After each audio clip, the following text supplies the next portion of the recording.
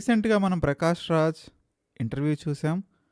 Modi, BJP, Pawan Kalyan హిందుత్వ రాజకీయాలపై shocking ప్రశ్నలు ఆయన ఎదుర్కొన్నారు. దేశంలో చాలామంది నటులున్నారు. అవార్డులు గెలిచిన నటులున్నారు. సినిమాలకు పరిమితం కాకుండా దేశంలో జరుగుతున్న రాజకీయ పరిణామాలు, సామాజిక పరిణామాలు, ఆర్థిక విధివిధానాలు, ప్రజాస్వామ్యం, రాజ్యాంగం, వ్యక్తిగత స్వేచ్ఛ ఇవన్నిటిని గురించి బహిరంగంగా మాట్లాడే నటులు చాలా తక్కువ మంది ఉన్నారు. వారిలో మొదటి వరుసలో నిలిచే పేరు ప్రకాష్ రాజ్.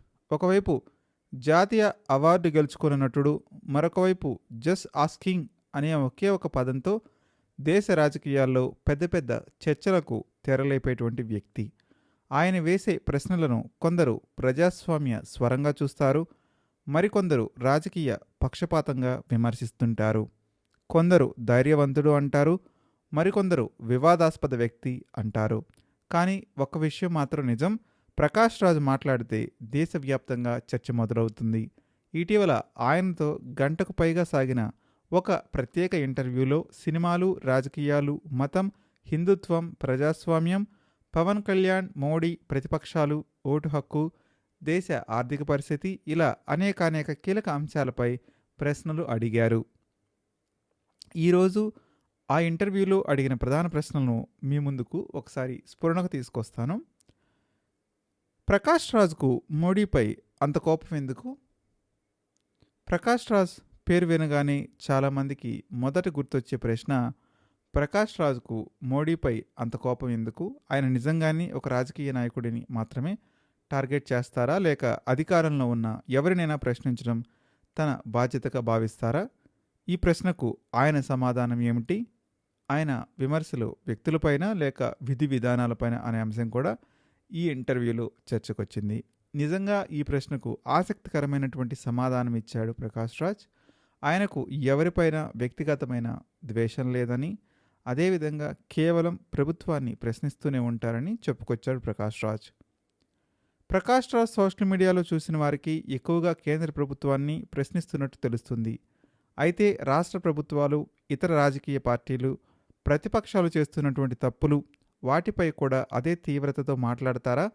అధికారం ఎవరి చేతిలో ఉన్నా వారిని ప్రశ్నించడమే ప్రజాస్వామ్య బాధ్యతగా ఆయన భావిస్తున్నారా అనే అంశంపైన స్పష్టమైనటువంటి చర్చ జరిగింది ఈ ఇంటర్వ్యూలో. దేశంలో అధికార పక్షాన్ని విమర్శించడం ఒక విషయం, ప్రతిపక్షాలు తమ బాధ్యతను సక్రమంగా నిర్వహిస్తున్నాయా, ప్రజల సమస్యను బలంగా లేవనెత్తుతున్నాయా, వాటిలో కూడా లోపాలున్నాయా? ప్రకాష్ రాజ్ దృష్టిలో దేశ రాజకీయాల్లో నిజమైన ప్రతిపక్షం అంటే ఎలా ఉండాలి అనే ప్రశ్నలు కూడా ఈ ఇంటర్వ్యూలో అడగటం జరిగింది. ప్రకాష్ రాజ్పై తరచూ వినిపించేటువంటి ఆరోపణ హిందూ వ్యతిరేకి అని. సోషల్ మీడియాలో ఈ విమర్శలు తరచుగా వినిపిస్తుంటాయి. అయితే నిజంగా హిందూ మతాన్ని వ్యతిరేకిస్తున్నారా, లేక మతం పేరుతో జరిగే రాజకీయాలు మాత్రమే ప్రశ్నిస్తున్నారా? తన వ్యక్తిగత జీవితంలో, కుటుంబంలో మత వైవిధ్యం ఎలా ఉందో దానిని ఆయన ఎలా చూస్తారో కూడా ఈ ఇంటర్వ్యూలో చెప్పుకొచ్చారు. ఒకప్పుడు ప్రకాష్ రాజ్ పూర్తిగా సినిమాలకే పరిమితమయ్యారు. కానీ ఒక దశలో కొన్ని సంఘటనల తర్వాత ఆయన సామాజిక, రాజకీయ అంశాలపై మాట్లాడటం ప్రారంభించారు. పుస్తకాలు, వ్యక్తులు, అనుభవాలు ఆయన ఆలోచన విధానాన్ని సమూలంగా మార్చివేశాయి. సినీ పరిశ్రమలో చాలామంది నటులు రాజకీయాలపై మాట్లాడటానికి వెనకాడుతుంటారు. ఎందుకంటే వారి అభిమానుల్లో అన్ని రాజకీయ పార్టీలకు చెందిన వారుంటారు. ఒక అభిప్రాయం చెప్పినా కొంతమంది అభిమానులు దూరం అయ్యే అవకాశం ఎక్కువగా ఉంటుంది. ప్రకాష్ రాజ్ అభయాన్ని పట్టించుకోరు. తన అభిప్రాయాన్ని చెప్పడం వల్ల తన కెరీర్పై, సినిమా అవకాశాలపై ప్రభావం స్పష్టంగా పడింది. వ్యవస్థను ప్రశ్నించే వ్యక్తికి ఎప్పుడు చప్పట్లు మాత్రమే రావు. కొన్నిసార్లు కేసులు, విమర్శలు, సోషల్ మీడియా ట్రోలింగ్, వృత్తిపరమైన ఇబ్బందులు, ఆర్థిక నష్టాలు కూడా ఒడిదుడుకులు ఎదురవుతూ ఉంటాయి. ప్రకాష్ రాజ్ జీవితంలో కూడా అలాంటి అనుభవాలు చాలానే ఉన్నాయి అని ఆయన చెప్పుకొచ్చారు.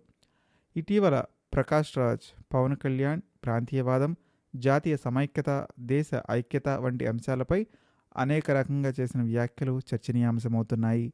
ఇప్పటి వరకు పవన్ కళ్యాణ్ను ప్రశ్నించిన ప్రకాష్ రాజ్ ఈ సిద్ధాంతాలపై ఏమనుకుంటున్నారు, ఏ అంశాలతో ఏకీభవిస్తారు, విభేదిస్తారు అనే అంశాలను కూడా స్పష్టంగా స్ఫురించడం జరిగింది.